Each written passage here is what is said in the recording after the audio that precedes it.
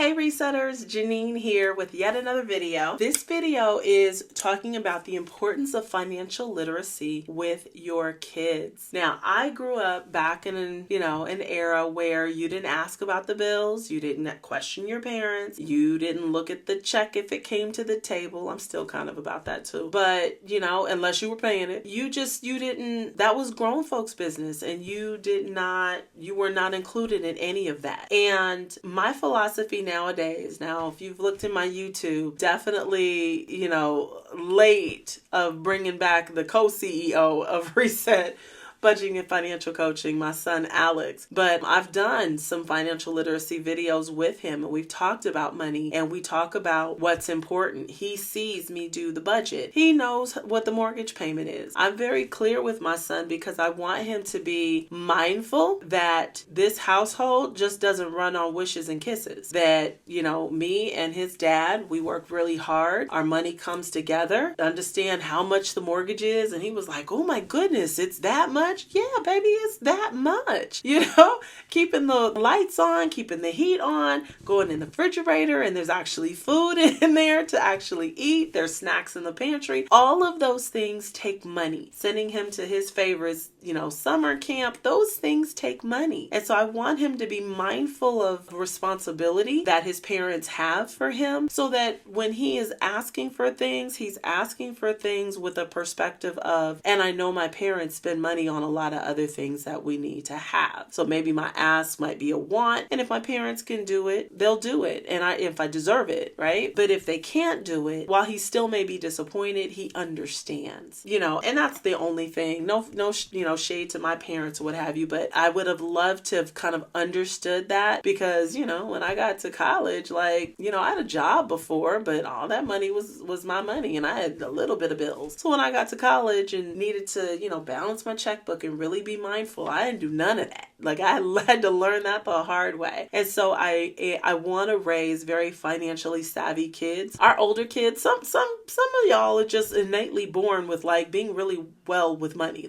Most of our older kids, they're savers. They got that from their dad, which I love, which is great. But that gene is not mine.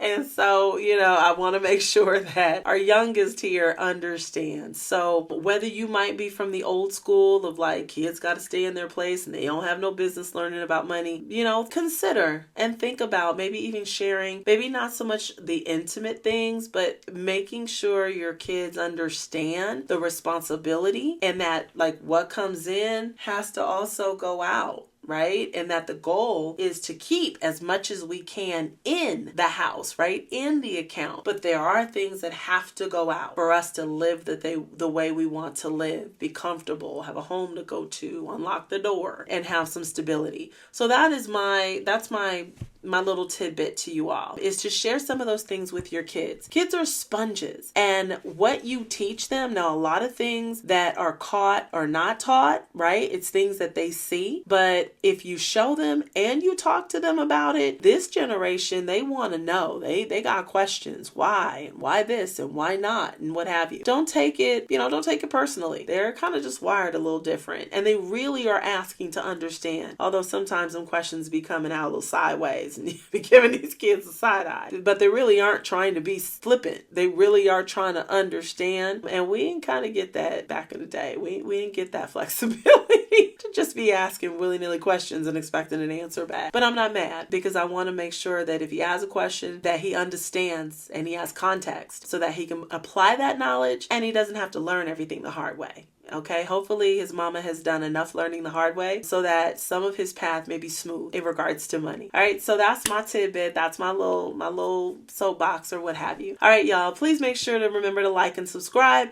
And we have hit over 100 subscribers. Now, that may not be much to you, but I was really adamant about organically building this channel, not necessarily full of family or friends, but really one at a time, couple of people at a time. I know that this content is, I hate to say not popular or that it's in a niche because I'm definitely, 100 100% 10 toes down about making sure that God is a part of this journey, and that's going to appeal to a niche of folks. And so you 100 folks out there who decided to follow me, God bless you. God bless you. Thank you. I appreciate it. Please, each one teach one. Pass me along. Recommend me. Like, hey, listen, she has some stuff to say. I really would appreciate it. So as the followers come, I'm not really worried about the numbers. Like I said, this started as a one person, then another person, then another person. So if it's happening like that on social media, so be it. So be it as well. If there's one person that listens to me and does something different that helps them financially, I'm all good. And God is good. And He's going to get the glory,